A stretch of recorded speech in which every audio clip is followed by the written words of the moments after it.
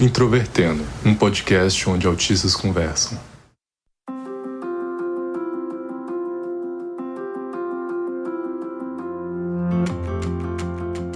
Um olá para você que escuta o podcast Introvertendo, que é o principal podcast sobre autismo do Brasil e que sempre reforça que autistas estão em todos os lugares. Meu nome é Thiago Abreu, sou jornalista, host deste podcast, diagnosticado com autismo em 2015 e apesar de não ser alguém do interior, tenho profundas ligações com diferentes cidades pequenas do país. E aí pessoal, sou o Paulo Alarcon, falando de Caçapava, São Paulo. Fui diagnosticado em 2018 e se você já deixou um rastro de lama por onde passou, você vai se identificar muito com esse episódio. Hoje a discussão é um pouco uma continuação do episódio lançado na semana passada, em que nós falamos sobre autistas na cidade grande, e desta vez nós vamos discutir como é a vida de autistas em cidades pequenas de interior, as diferentes vivências nessas regiões e o contraste com a cidade grande. Se você está conhecendo o Introvertendo hoje, seja muito bem-vinda, seja muito bem-vindo. O nosso site é introvertendo.com.br, temos página no Facebook, Twitter e Instagram, é só procurar por Introvertendo. Também temos endereço de e-mail, caso você quiser mandar uma mensagem pra gente, que é ouvinte@introvertendo.com.br. Vale lembrar que o Introvertendo é um podcast feito por autistas, cuja produção é uma assinatura da Superplayer & Company.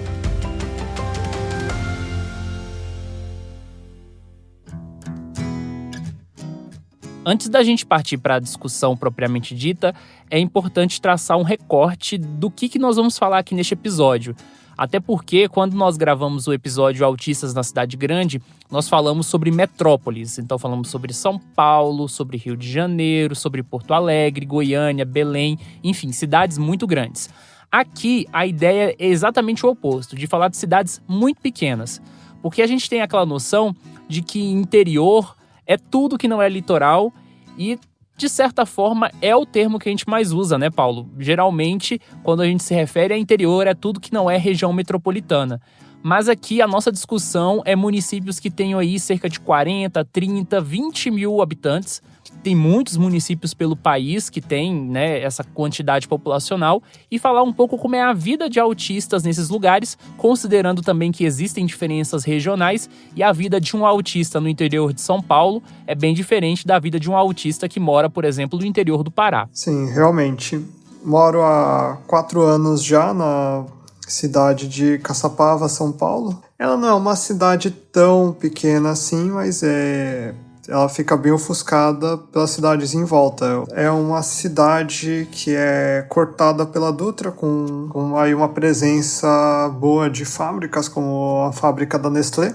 Porém, quando você passa 5 quilômetros de distância da rodovia, vira uma área rural mesmo. Eu moro aí no limiar entre a área urbana e a área rural, num loteamento cercado por fazendas e chácaras. A vida em cidades de interior, ela pode ser permeada de algumas dificuldades e eu confesso que não teve pauta na história do podcast mais difícil do que essa. Só para vocês terem uma ideia, eu passei semanas procurando autistas em cidades muito pequenas que pudessem participar desse episódio junto com a gente, mas eu não consegui.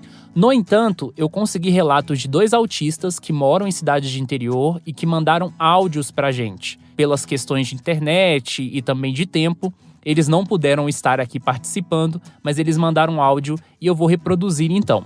O nosso primeiro áudio é da Suelen Lamin, ou Lamin, que mora no distrito de Angostura, no município de Além Paraíba, em Minas Gerais. Vamos rodar o áudio. Meu nome é Suelen. Eu moro em Minas Gerais, em uma vila chamada Angostura. Eu vivo aqui desde que eu nasci, exceto por um período de 6 anos, no qual eu fiz faculdade e me mudei para uma cidade maior. O meu diagnóstico de autismo veio em 2018, aos 27 anos. Eu vejo a tranquilidade como um fator muito positivo para um autista que mora no interior. Aqui é muito silencioso, não há trânsito, não há também muita circulação de pessoas. Então, muitas vezes as ruas são desertas. Pode acontecer também de eu ser a única cliente do mercado. Isso é muito bom. O ritmo aqui naturalmente mais lento também vejo como positivo, além do contato com a natureza. Eu também penso que a chance de se ter uma sobrecarga sensorial aqui é bem menor do que numa cidade grande, justamente pela falta de tantos estímulos. Eu acho que algumas coisas podem ser bem difíceis para um autista que mora no interior, ou pelo menos uma cidade tão pequena como a minha. Eu acho difícil conseguir fazer amigos aqui, por exemplo, porque não encontro muitas pessoas com gostos parecidos, né? Então eu não tenho amigos especificamente na vila onde eu moro, mas tenho muitas amizades pela internet. E aqui a conexão nem sempre funciona, nem sempre é boa. Então eu não consigo manter o contato com esses amigos com a frequência e qualidade que eu gostaria. Isso pode ser bem frustrante. Não há também muito espaço de socialização e de inclusão para o autista ou para outras pessoas com deficiência. Eu faço tratamento com psicólogo e terapeuta ocupacional, mas não aqui, onde eu resido, e sim na sede do município, que fica a 1h30 de distância daqui. É um lugar bem agradável e o atendimento é gratuito, mas tem essa questão de ter que pegar um ônibus e passar por todo esse processo de me deslocar daqui. Então eu diria que isso é negativo. Muito obrigado, Suelen, pela mensagem. Eu conheci a Suelen por meio do William Timura, então William, muito obrigado também. E o nosso segundo áudio vem do Rafael Henrique, que tem 18 anos e que mora no município de Carpina, em Pernambuco. Então vamos rodar o áudio dele também. Olá pessoal, meu nome é Rafael Henrique, tenho 18 anos e minha mãe descobriu o meu autismo quando eu tinha 1 ano e 6 meses, através de uma neuropediatra, Adélia Henriques. Viemos morar no interior do estado de Pernambuco, em Carpina, há 13 anos. Os pontos positivos da minha cidade, quer dizer, da nossa cidade, é que é tudo mais tranquilo, os alimentos são mais naturais e muito deliciosos, as lojas, mercados e lojas de guloseimas são mais perto e para todos, e há lugares como as praças para passear, e há lugares grandes para visitar e outros lugares também. E não há muito engarrafamentos, e gosto das igrejas que tem umas missas muito maravilhosas, e as festas, campanhas e eventos de Carpina são incríveis e muito boas. Os pontos negativos da minha cidade é que não há muito tratamento para o transtorno de espectro autista, e eu não interajo muito com meus amigos da escola, mas eu geralmente converso com eles, mas tenho um pouco de dificuldade. E as escolas particulares daqui não estão capacitadas e adaptadas com acessibilidade às pessoas com deficiência. Aqui existe um alto índice de violência muito grande. No bairro que moro é bastante vulnerável. Muito obrigado, Rafael, pelo áudio. E eu queria agradecer algumas pessoas que me ajudaram bastante nesse processo de busca por autistas que moravam em cidades do interior. Então queria agradecer ao Francisco Paiva Júnior, da revista Autismo, a Gabriela Bandeira, do portal Olhares do Autismo, o Alexandre Costa, da Casa da Esperança, e o psicólogo Victor Eustáquio, todos vocês pelo apoio na hora de caçar fontes, e foi realmente difícil, mas essa missão foi cumprida. Eu queria saber de você, Paulo, você nasceu em Caçapava, porque você falou que mora aí só há 4 anos, explica aí um pouco pra gente. Na verdade, eu nasci no estado do Rio de Janeiro, em Petrópolis. Eu vim morar aqui em Caçapava faz 4 anos. Na época, eu morava em uma república na cidade vizinha de São José dos Campos. A gente chegou à conclusão de que as casas e apartamentos lá estavam muito caros e a gente considerou a cidade vizinha porque o deslocamento não ia ser tão pesado. O valor era consideravelmente mais baixo.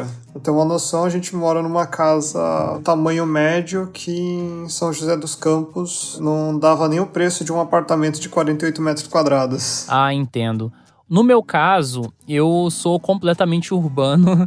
Eu nasci em São Paulo, morei um tempo na região metropolitana de Belo Horizonte, moro em Goiânia atualmente, às vezes estou em Porto Alegre, mas a minha cota de interior vem por causa das minhas origens. Então, eu nasci em São Paulo, mas a minha mãe e o meu pai nasceram no interior da Bahia. Minha mãe nasceu em Paratinga, meu pai nasceu em outro município chamado Serra Dourada. Eles namoraram desde a infância. Minha mãe só conheceu a cidade, de uma forma geral, na década de 90, quando ela tinha ali seus 20 anos. A primeira vez que ela pisou em Paratinga, e de Paratinga ela foi direto para Brasília. Imagino que o impacto na vida dela deve ter sido muito grande, porque até os 20 anos de idade, em média, ela só tinha morado no campo. Então, eu sempre cresci nessa dinâmica de uma família que está no plano urbano, mas meus pais sempre têm esse contato, então, com as cidades interioranas. Quando eu era criança, sempre viajava de BH para o interior da Bahia, para os municípios de Paratinga, Bom Jesus da Lapa, aquela região ali do Vale do São Francisco, e eu acabei criando esses laços. Fiquei muitos anos sem visitar lá, e em 2016 fiz um retorno, e essa reaproximação me levou também a fazer meu TCC, na época quando eu fazia graduação em jornalismo, em um livro sobre o município de Paratinga, que eu falo bastante sobre sertão, sobre interior e etc. Durante esses 3 anos de pesquisa de livro, eu passava o período de férias em Paratinga, vivendo quase como um membro da população, ficava um mês e meio na cidade e registrava as coisas em livro, fazia entrevistas, conversava com as pessoas, interagia. Então, de certa forma, eu sou quase um cidadão paratinguense. Então, isso também me dá uma certa tranquilidade para poder falar um pouco aqui sobre a experiência de ser autista e estar numa cidade pequena, porque Paratinga tem 30 mil pessoas de habitantes, só que de acordo com o último censo, mais de 60% da população é rural. Então a sede da cidade, né, a parte realmente urbana, é 10 mil pessoas no máximo. Então é uma cidade realmente que carrega esse clima interiorano. Então, Paulo, primeiro eu quero lançar para você que mora aí em Caçapava, eu queria que você listasse, então, quais são os pontos positivos que você enxerga de ser uma pessoa que mora numa cidade interior dentro da dinâmica do estado de São Paulo. Caçapava é uma cidade muito tranquila. É raro você ver gente tocando som alto na rua. O máximo de trânsito que acontece em Caçapava é a questão da linha do trem que corta a cidade. Então, quando passa um trem muito grande, ele forma ali um pequeno congestionamento até a passagem do trem, mas fora isso não há trânsito na cidade. O ambiente, no geral, ele tem menos estímulos outdoors, né? E eu sei que temos aí integrantes que se sentem incomodados com poluição visual. Sim. Também a qualidade do ar aqui é excelente, né? Sempre que eu, por alguma razão, preciso ir para São Paulo, eu sofro muito com a poluição. Eu sempre volto com o nariz sangrando. Fazendo um paralelo com Paratinga, eu imagino que as cidades do interior da Bahia, por exemplo, elas são muito menos urbanas, mesmo no interior, do que no caso de São Paulo. Por isso que foi até importante a gente trazer aqui o áudio da Suelen e o áudio do Rafael, porque eles vêm de lugares completamente diferentes de Brasil. No caso de Paratinga, eu também observo que a tranquilidade é uma vantagem, principalmente na zona rural, em que há certas regiões em que as casas são muito distantes uma das outras. Então existem localidades que são 5 casas no máximo. Tem um clima familiar neste sentido. A qualidade do ar também é alguma coisa muito interessante, porque mesmo sendo uma região da Caatinga, né, onde há uma seca significativa, no período da chuva, principalmente nas áreas onde tem matas, o ar é muito agradável. Você sente realmente o ar correr, não é aquela coisa muito do ambiente muito urbanizado e seco. Eu moro em Goiânia. Goiânia é uma cidade quente e seca, então tem épocas do ano, por exemplo, agora em agosto e mais fortemente ainda em setembro e outubro, que é muito complicado. Tem épocas aí que a umidade do ar chega a 10%. É clima de deserto mesmo. Eu penso que a questão dos estímulos do ambiente são muito importantes, porque quando você mora numa cidade grande, como a gente falou no último episódio, dependendo do ambiente que você tá, são muitas coisas que mexem com você. E autistas que têm transtorno do processamento sensorial, com certeza devem sofrer em alguns lugares. Em cidades do interior é muito mais difícil você achar pichações, de você realmente ver uma combinação desastrosa de cores em prédios, embora também a gente saiba que tem alguns lugares no interior que não tem nenhuma arquitetura propriamente dita. No caso de Paratinga, há uma certa influência neobarroca, com algumas coisas meio art déco, mas mesmo assim tem alguns lugares que não tem muito apelo estético, então, de certa forma, acaba sendo menos estimulante porque a cidade é menor. né? Porque em termos proporcionais não faz tanta diferença assim. Aqui, Caçapava, ela tem umas características bem interessantes, né? A área mais afastada do centro, realmente, ela não segue um padrão de arquitetura, né? Mas é típica casa de roça, sabe? No bairro onde eu moro já muda um pouco, porque ele é um loteamento, então tem muitas casas um pouco padronizadas, mas são casas de estética agradável. Depois, se aproximando um pouco na região central, ali tem o centro histórico da cidade, né? Porque Caçapava é uma cidade antiga, do século XIX. Paratinga também é uma cidade antiga. Eu acho que a primeira ocupação lá, se não me falha a memória, foi em 1680. É a cidade mais antiga de toda a região, de certa forma, depois de Jacobina. No histórico do Brasil, né, a ocupação começa no litoral e à medida que esse território do Brasil é ameaçado em relação a Portugal, começam as doações de sesmarias e aí começam algumas pessoas desbravando o interior para poder se apossar desse território do Brasil. Então Paratinga fez parte desse processo aí no final do século XVII. Então Paratinga tem muita influência neobarroca, principalmente nesses prédios mais antigos, um pouco de Art Deco, que foi o que foi preservado ali, né, no final do século XIX e início do século XX, mas esse clima interiorano, né, que você falou, também se observa bastante lá. E partindo já para os pontos negativos, né, já que a gente fez os nossos elogios, agora é o momento de fazer críticas também. Paulo, queria que você começasse falando quais são os problemas de morar numa cidade do interior sendo autista.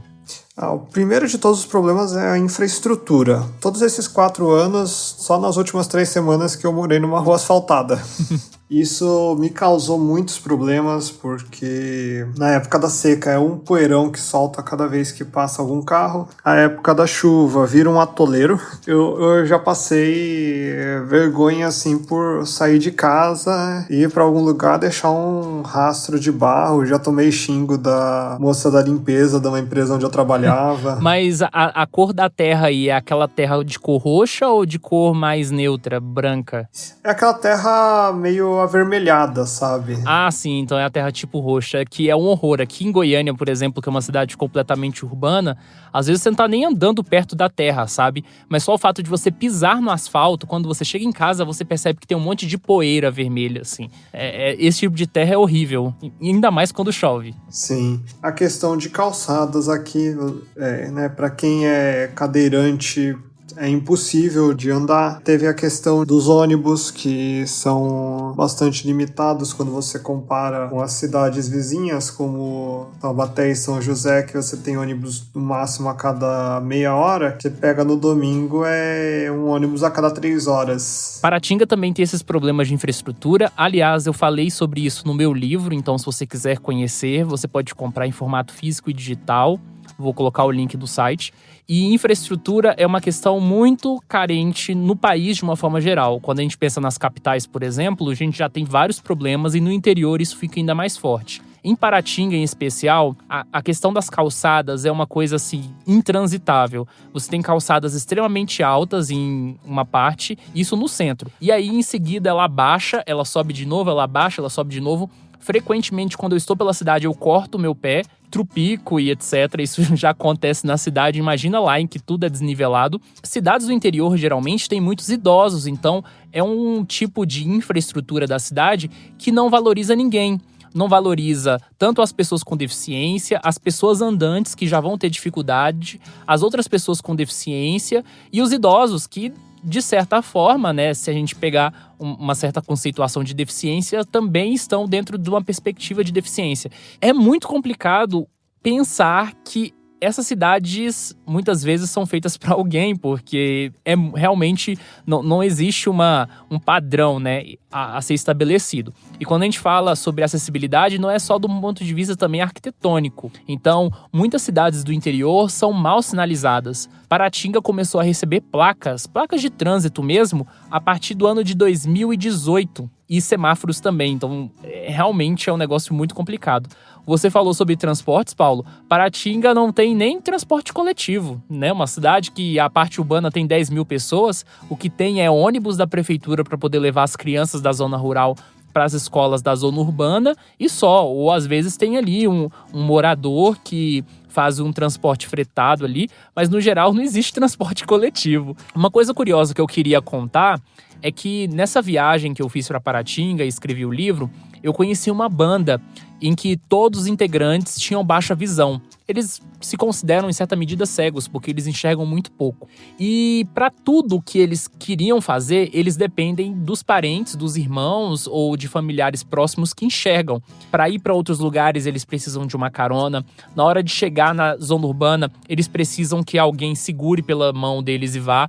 E aí eu conversei com uma das integrantes e ela falou pra mim, eu queria ter essa autonomia de ir pro lugar onde eu quisesse. Ela disse que as pessoas têm uma perspectiva dela de como se ela fosse uma criança, como se ela fosse uma total dependente. A forma como essas cidades são estruturadas é uma forma completa de exclusão para pessoas que têm certas deficiências. Para nós autistas já parece difícil. Para outras pessoas, por exemplo, que não enxergam, é mais complicado ainda. Sim, realmente. A própria rua também é toda esburacada e a manutenção é mínima.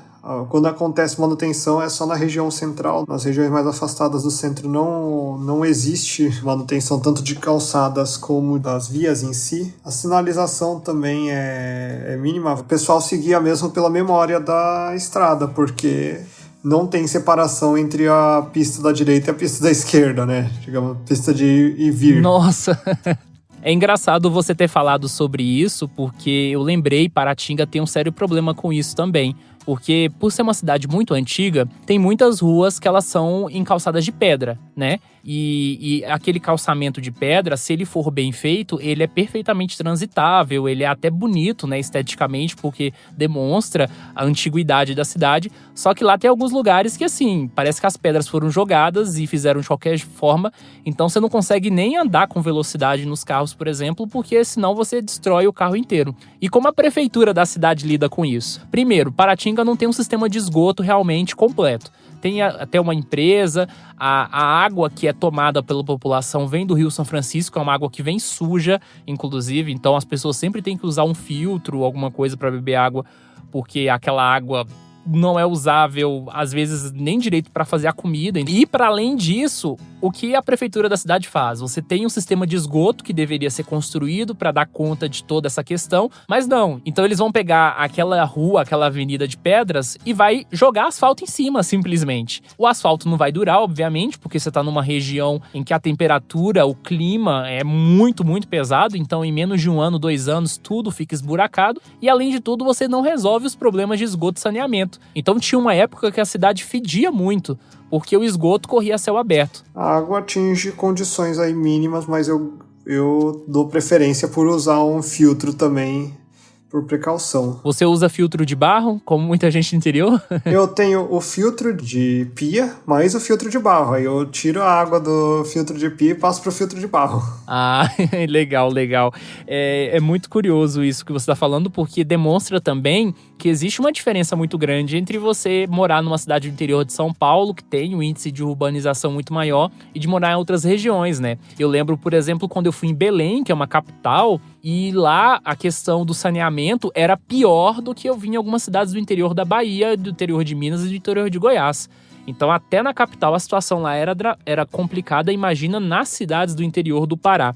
Mas eu queria te perguntar, uma coisa que eu percebo muito em Paratinga, que é muito complicada em relação às cidades, às grandes capitais, está relacionada aos acessos aos serviços de saúde e educação. Você percebe essa dificuldade também aí? Sim, aqui em Caçapava, toda a questão de saúde acaba passando para cidades vizinhas, ou São José ou Taubaté. Não existe psiquiatra que atende meu plano de saúde, isso porque é um dos principais planos de saúde do Brasil e um dos que tem mais cobertura aqui na região. Não existe psiquiatra que atenda meu plano aqui em Caçapava. Também não existe uma instituição de saúde mental específica para Caçapava. Normalmente o pessoal daqui vai para as 2 cidades vizinhas. Inclusive, tem aqui no centro espírita aqui da cidade, tem uma moça que ela dá orientação sobre o autismo porque ela trabalha na prefeitura de Taubaté. Agora estou fazendo uma avaliação neuropsicológica a pedido da psiquiatra, porque a empresa que eu trabalho pediu um laudo, e essa avaliação também está sendo feita em São José dos Campos, porque em Caçapava não há neuropsicólogo.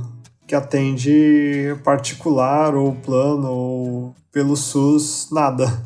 É muito limitado. Também o hospital aqui da cidade, ele deixa bastante a desejar. Ele tem uma capacidade muito limitada de acesso, de tratamento, tanto em número de leitos como em infraestrutura mesmo.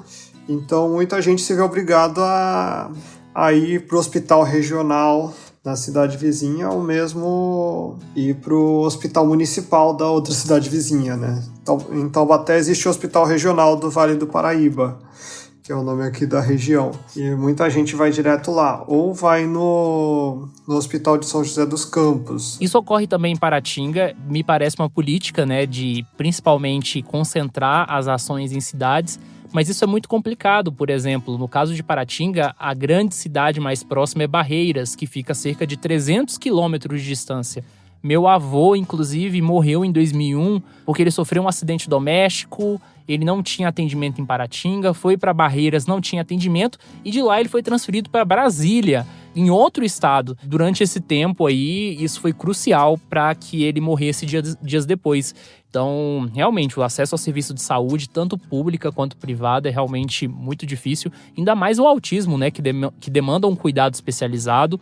E do ponto de vista de educação, já quero entrar que, no caso de Paratinga, quem quer fazer ensino superior tem que sair e ir para alguma outra cidade. Isso é muito ruim, porque muitas cidades do interior ficam sem seus jovens, porque eles terminam o ensino médio e aí eles ficam sem perspectiva do que eles vão fazer, porque eles não conseguem emprego, ou se eles querem estudar, eles têm que ir para fora ou fazer EAD. Então a gente perde muita gente e essas pessoas vão geralmente para as grandes cidades, ou trabalham em subempregos, ou eles ficam estudando, mantendo essa distância para depois de muito tempo voltar. Aqui em Caçapava, a situação da educação é menos pior, porque aqui tem uma escola do SESI, né, por conta das indústrias, uma ETEC do estado de São Paulo. Existe até uma universidade privada que atende aqui alguns polos EAD, mas o grosso das universidades ficam nas vizinhanças, né? Como a Universidade de Taubaté, ou em São José, que tem o ITA, tem a Unifesp, tem a Unesp, tem outras universidades privadas como a Unip, a Anhanguera e a Anhembi Morumbi, por exemplo, mas assim, pelo menos é possível você viver em Caçapava e fazer faculdade nas cidades adjacentes. Ah, sim. Menos pior do que em algumas outras regiões do país, né, de certa forma. Em Paratinga, você tem uma quantidade limitada de cursos que você tem na região já, né? E você sempre tem que viajar ou para Bom Jesus da Lapa, ou para Barreiras, ou para Guanambi, que é mais distante ainda, para poder fazer alguma atividade. Agora tem um ponto que eu não sei se ocorre aí com você em Caçapava, porque Caçapava parece ser mais urbano, mas quando eu ficava em Paratinga, uma coisa que me incomodava muito é que, primeiro, a minha família, ela é uma família que é bastante conhecida na cidade, tem muita gente, tanto na zona rural quanto na zona urbana. Eu tenho um primo que foi presidente da Câmara da cidade, tem uma carreira política lá dentro. Então, toda vez que você está lá, parece que você tem que interagir com todo mundo. No início, eu era desconhecido, ninguém me conhecia, então, no máximo, alguma pessoa cumprimentava que eu nem conhecia e dava um olá, e isso era bem chato, porque as pessoas são muito emocionais. Se você não cumprimentar elas, elas acham que você se acha, que você... Enfim, essas coisas de interior. Então, e todo mundo conhece todo mundo. Então, toda vez que eu interagia com as outras pessoas para fazer entrevistas e etc., o pessoal perguntava assim, de que família você é? Então, eu tinha que apresentar o meu currículo. Eu falava assim, olha, eu sou neto de sujeito tal. E falava assim, eu era muito amigo do seu avô era uma pessoa honrada, era uma pessoa isso e aquilo. Então, é algo muito cansativo nas interações sociais. Todo mundo conhece todo mundo. Para as pessoas terem fofoca sobre você é muito fácil. É muito difícil você passar despercebido. Aqui também tem esse problema. Em um nível menor, mas isso gerou algumas situações bem engraçadas, né? Porque eu e a Bela, a gente não tem família aqui, a gente simplesmente veio parar aqui de paraquedas. As pessoas vêm perguntar se a gente conhece fulano, enfim, pessoas conhecidas aqui da cidade, a gente não conhecia, né? Perguntava de quem que a gente era parente também, a gente não tem parente aqui. A galera se conhece, já reconhece a gente nas ruas, sabe? E particularmente eu não reconheço ninguém, porque eu tenho um sério problema para reconhecer pessoas, mas, enfim, a gente já é razoavelmente conhecido aqui na cidade, particularmente na região, né, no bairro que a gente mora, no lado da cidade que a gente mora, por conta da infraestrutura limitada de ônibus, né, a gente usa bastante Uber aqui. E a gente conhece bastante Uber. No caso, com Uber é mais fácil eu reconhecer, porque eu reconheço pelo carro. Nossa, mas a cidade que você mora tem Uber? Tem Uber. Já tô achando super avançado. Em Paratinga não tem Uber, não tem iFood, não tem nada disso. Oficialmente não existe Uber. Mas o que acontece? Em São José dos Campos e Taubaté existe Uber, então a galera daqui de Caçapava se inscreve em uma das duas cidades e opera por aqui. Ah, interessantíssimo, nossa, legal. E aí, aqui tem até pela limitação de ônibus e por ser uma cidade relativamente extensa, né, que de ponta a ponta deve ter aí uns 30 quilômetros, tem bastante demanda por Uber. Realmente, o tamanho é grande. Mas tem um ponto que você quer enfatizar aí de ponto negativo que eu não sei se eu concordo muito. Qual que é essa questão aí? Isso é uma coisa que, na verdade, veio para mim hoje por uma discussão que eu vi na internet. Que é a questão dos sons de animais, de roça aqui, né? Eu sei que tem bastante gente que se incomoda, por exemplo, com galinhas, né? A galinha realmente é um ponto, mas, nossa, eu amo sons da natureza, me relaxam. Eu também gosto bastante, mas tem coisas que podem irritar muita gente, como um galo cantando 4 horas da manhã, ou vacas mugindo. Aqui na região, por ter muita chácara, muita fazenda, é comum as pessoas abandonarem cavalos velhos à própria sorte. Eu acho isso horrível, mas infelizmente acontece. Nossa. E esses cavalos vêm vagar aqui pela região, pelo bairro, né? E ficam pastando nos terrenos sem casa, né? Nos terrenos baldios. Com frequência, algum estaciona aqui na frente do portão de casa 3 horas da manhã e os cachorros ficam loucos latindo. Aí realmente é bastante complicado. Bom, eu acho que a nossa discussão foi bastante completa, nossa, muita coisa a ser explorada.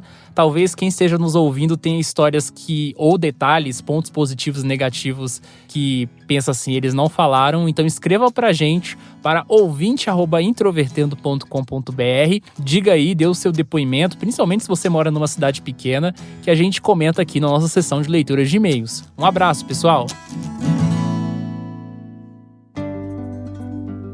Olá, pessoal, mais uma vez estou aqui com vocês para ler as mensagens que vocês nos enviaram por e-mail. Essa semana eu vou ler apenas um e-mail, porque é um e-mail complicado. Então, quem mandou outras mensagens, eu vou ler semana que vem, me desculpe desde já. Mas para responder bem, às vezes a gente tem que dar uma reduzida aqui nas respostas. Então, vamos lá.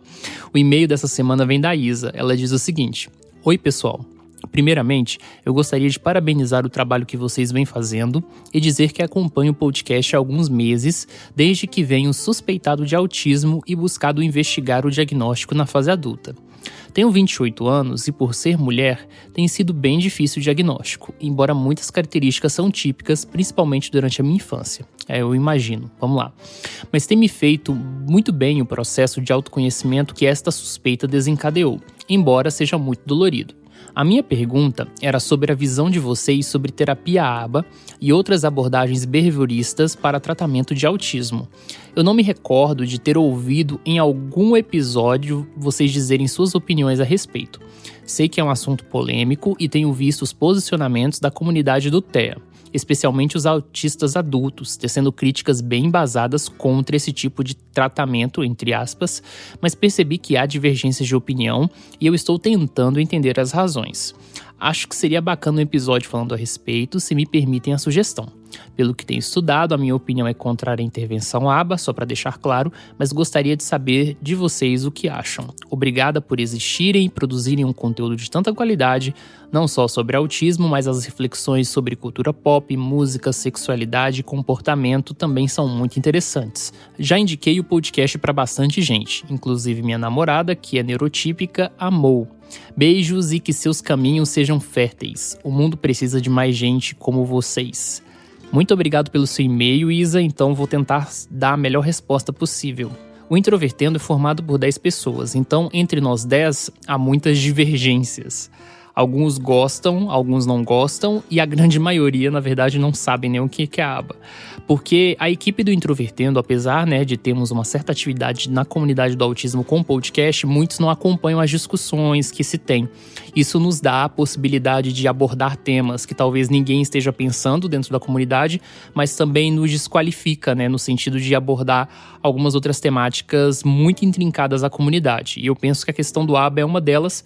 Inclusive, eu acho que é um top 5, dos temas mais polêmicos da comunidade do autismo. Eu, particularmente, não tenho uma posição definida porque eu realmente não sou um estudioso da análise do comportamento enquanto ciência e nem as suas aplicações, Existem várias aplicações dessa ciência. Então eu não me sinto qualificado para emitir uma opinião e gravar um episódio sobre isso ainda. Talvez vai demorar aí 1 ano ou 2 anos para eu conseguir fazer isso. A única leitura que eu tenho sobre análise do comportamento é um livro do Skinner chamado Ciência e Comportamento Humano, que eu li 75 páginas e desisti de ler porque eu tive muita dificuldade para entender. Achei muito abstratas as questões. É o livro mais difícil que eu já li na minha vida, confesso. Agora, dar opinião sobre abordagens behavioristas de uma forma geral também é muito complicado, porque existem muitas coisas dentro da comunidade do autismo baseadas em aba e que muitas vezes as pessoas não sabem, Então, existem vários tipos de intervenções, algumas mais naturais, algumas mais estruturadas, então realmente fica difícil. A única preocupação que eu tenho, que isso é um posicionamento bem formado, é que é uma ciência que me parece muito complexa, tanto de você entender quanto de você aplicar. Então depende muito tanto do conhecimento de quem está aprendendo e de quem vai aplicar isso, tanto com relação também às suas intenções. Então a gente tem que ter garantias que essa atividade esteja na mão de gente bem intencionada e de gente especializada. Então, pelo menos eu entendo que a atividade de analista do comportamento deveria ser regularizada no Brasil. Essa é uma opinião minha, Thiago Abreu, não representa a opinião do podcast. Talvez um dia a gente vai fazer esse episódio, tá? Mas não vai ser por agora, porque eu realmente tenho a necessidade de aprender muito mais. E eu também tenho alguns autistas, Conheço vários autistas que gostam. Então não é uma posição consensual dentro da comunidade do autismo. A posição dos autistas em relação à aba é algo muito dividido mesmo. E você, tem alguma mensagem para mandar pra gente? Escreva para ouvinte@introvertendo.com.br que nós leremos aqui no Introvertendo. Até sexta que vem com mais um novo episódio do podcast.